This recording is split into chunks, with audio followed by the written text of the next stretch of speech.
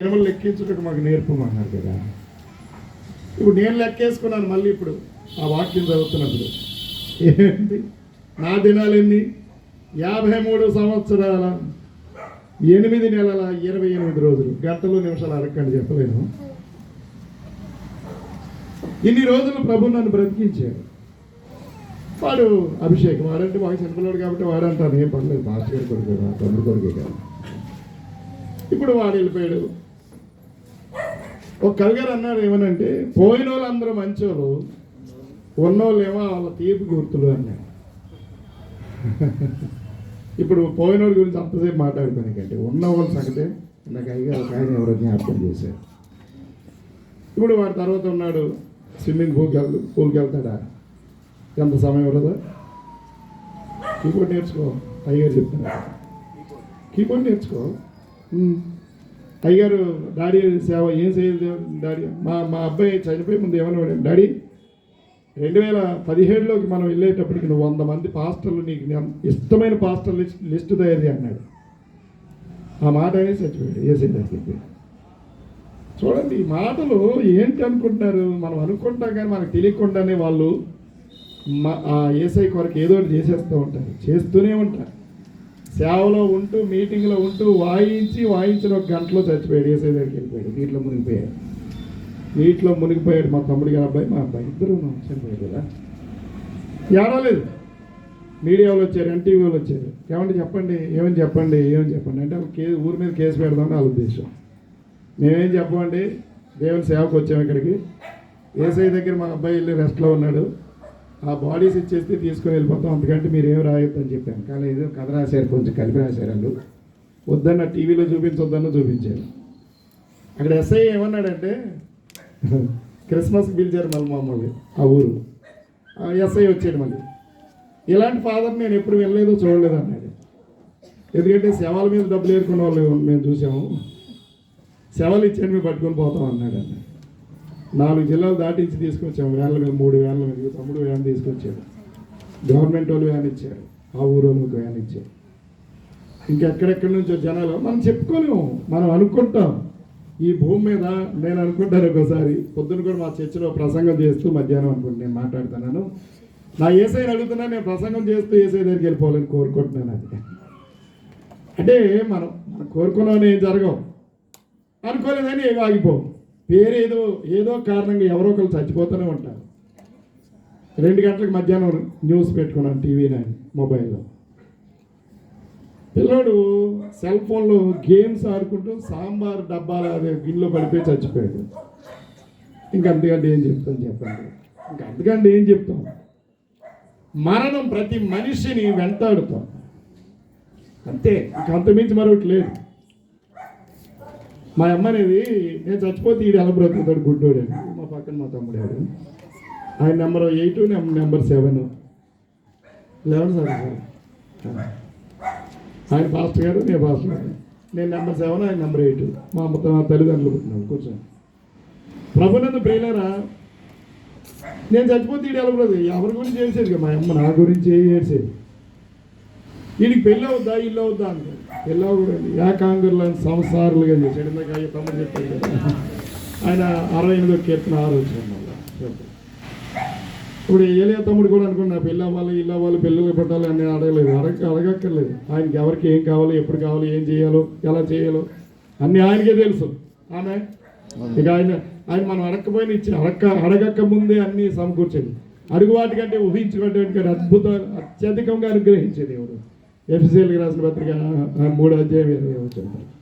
కాబట్టి దేవుని సన్నిధిలో మనం అందరం కూడా ఆలోచన చేయవలసింది ఏంటంటే, ఇప్పుడు మనం చేయవలసిన పగలుంది నాన్న, చీకటి వచ్చేస్తుంది, రాత్రి ఏం పేరు? అభిషేక్ తమ్ముడు పేరు ఉన్నాడా? అవినాశ.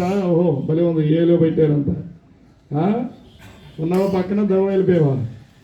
ఎక్కడున్నాడో ఇన్నోళ్ళు చెప్పండి. తర్వాత ఆడికి పనులు చేస్తున్నాడు, సిద్ధపరుస్తున్నాడు. అసలు ఆడి పని చేయకూడదు, వాళ్ళ అమ్మ వాళ్ళ నాన్న చేయకుండా ఇక్కడ కూకొని వినాలి ఇంతమంది చెప్పినట్టు. అది కథ.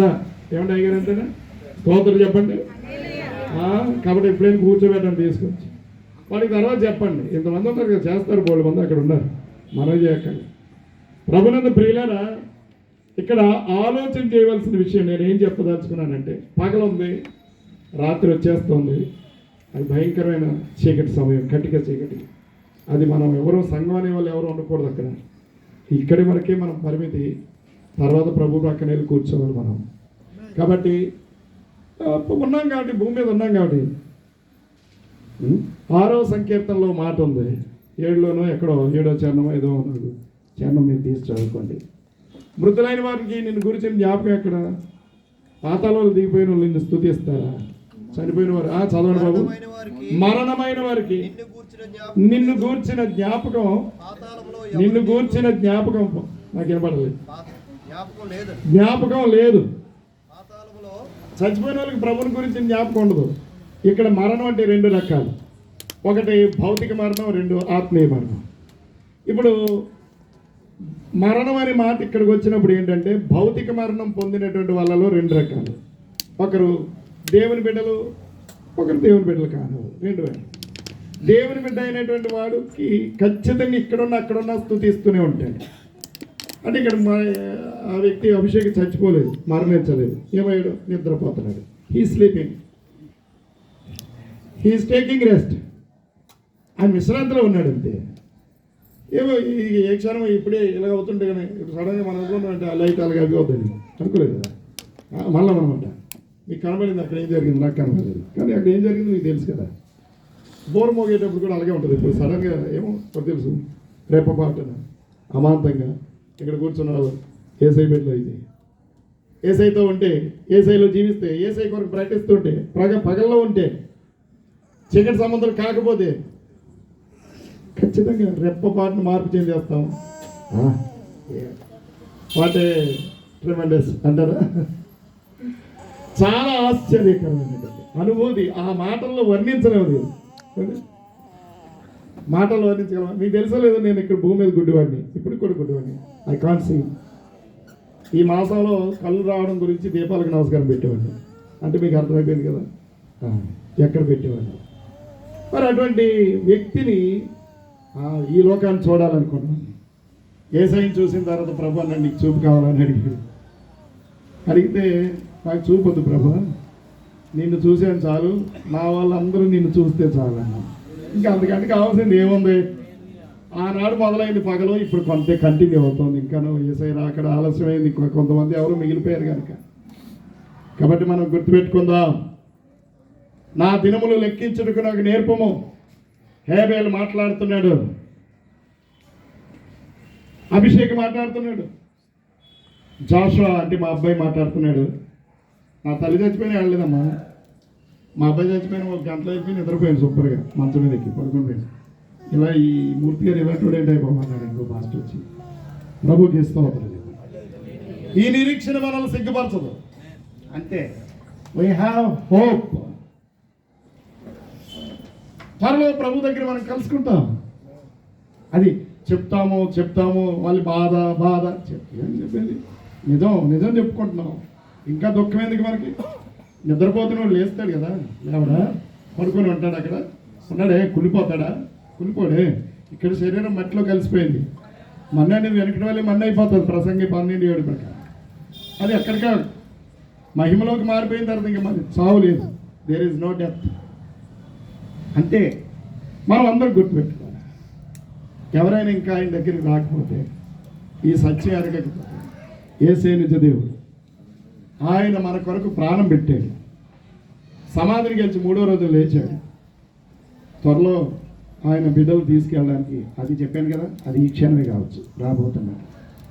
అది ఆయన వచ్చేటప్పటికి పగటి సంబంధిగా ఉంటామా, చీకటి సంబంధిగా ఉంటామా, రాజ్య సంబంధాలుగా ఉంటామా, లేకపోతే అక్కర్లేదు అనుకుంటాము.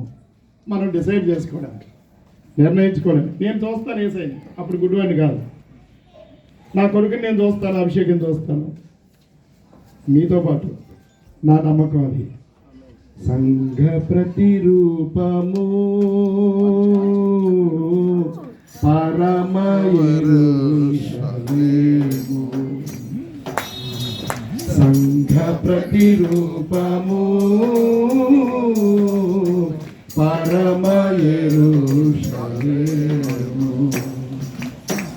సౌందర్య సీయోనులో నీ మనోహరమైన ముఖ ముఖము దర్శింతును సౌందర్య సీయోనులో నీ యేసయ్య మనోహరమైన ముఖం నేను చూస్తాను. మీకు నమ్మకం ఉంటే మీరు చూడాలంటే ఖచ్చితంగా ఆయన కలుసుకోవాలి. ఆయన రక్షకుడిగా అంగీకరించాల్సిందే, చిన్నవారికైనా పెద్దవారికైనా. మనవి సౌందర్య సీయోనులో నీ మనోహరమైన ముఖము దర్శింతును నీతో నివాసము నిత్యము ఆనందమే నీతో నివాసము నిత్యము ఆనందమే సియోనులో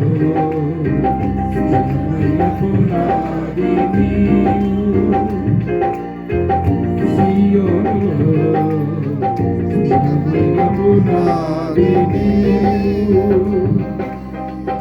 నీమీదేనా జీవితము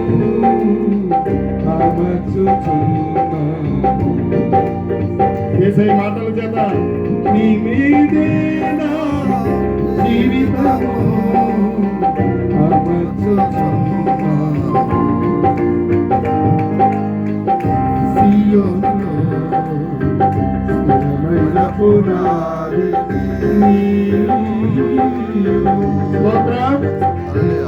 ఆమేన్. ప్రభువుని ప్రియులారా, ఒక మాట ఏంటంటే, ఇందాక లోటు అన్నారు, నేను అస్సలు ఒప్పుకోను. లోటు భర్తీ అయిపోయింది అంటే మనం ఒకటి పోగొట్టుకుంటే దానికి 10 రెట్లు దీవెనిచ్చే దేవుడు అండి. అది ఏ రకంగా ఎలాగిస్తాడనేది ఇందాక సంఘస్థులు, రక్త సంబంధులు 70 మంది, వాళ్ళు వీళ్ళు అని తమ్ముడు చెప్పారు. వీళ్ళందరూ లేకపోయినా సరే 10 రెట్లు దీవెన ఉంటుంది మనకి.